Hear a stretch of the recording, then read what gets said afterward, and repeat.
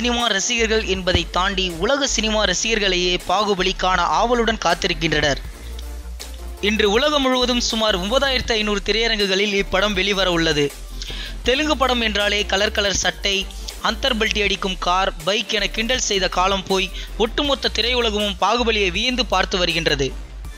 அப்படி என்ன இந்த படத்தில் உள்ளது என யோசித்தால் Troy, Lord of the Rings என உலகையே திரும்பி பார்க்க வைத்த போர் படங்கள் போல் நம் ஊரில் இதுவரை ஏன் படம் வரவில்லை என்ற ஏக்கம்தான். இதேபோல் ஒரு ஏக்கம்தான் ராஜமௌலிக்கும் சிறு வயதில் தன் தந்தை கூறிய ஒரு கதையின் தாக்கம்தான் இன்று பாகுபலி உருவாக ஒரு காரணம். அதற்கு ஒரு சிறு விதையாக மகதீரா படத்தில் ஒரு பிளாஷ்பேக் காட்சியில் மட்டும் சில விஷயங்களை செய்திருப்பார். அதையே படமாக எடுத்தால் என்ன என்றுதான் தன் தந்தை விஜேந்திர பிரசாத் உதவியுடன் பாகுபலியை உருவாக்கினார். ஆனால் 5 வருடம் ஒரு முன்னணி நடிகர் கால்ஷீட் தருவாரா? ராஜமௌலி என்ற ஒரு மனிதரை நம்பி பிரபாஸ் கால்ஷீட் கொடுத்தார். ப்ரீ ப்ரொடக்ஷன் மட்டுமே ஒரு வருடம் நடந்தது. சுமார் 2000 பேருக்கு மேல் இந்த படத்தில் பணியாற்றினர். 2 வருடத்திற்கு பிறகு பாகுபலி ஜூலை 10ஆம் தேதி 2015ஆம் ஆண்டு உலகம் முழுவதும் வெளிவந்தது. யாருமே இப்படி ஒரு படத்தை எதிர்பார்க்கவில்லை. தெலுங்கு தவிர மற்ற அனைத்து பகுதிகளிலும் ஏதோ இது ஒரு டப்பிங் படம் என்பது போலவே வந்து சென்றனர்.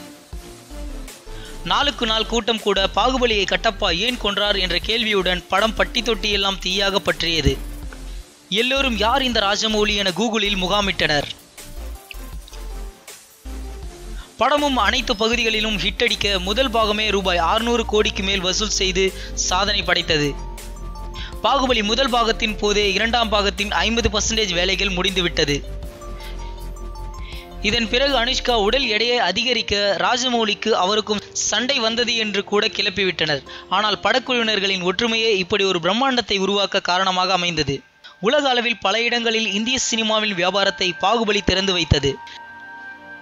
எப்படியும் இன்று வந்துள்ள பாகுபலி படம் ரூபாய் 1000 கோடி கிளப்பில் இணையும் இந்திய படம் என்ற பெயரை வாங்கும் என எதிர்பார்க்கப்படுகின்றது.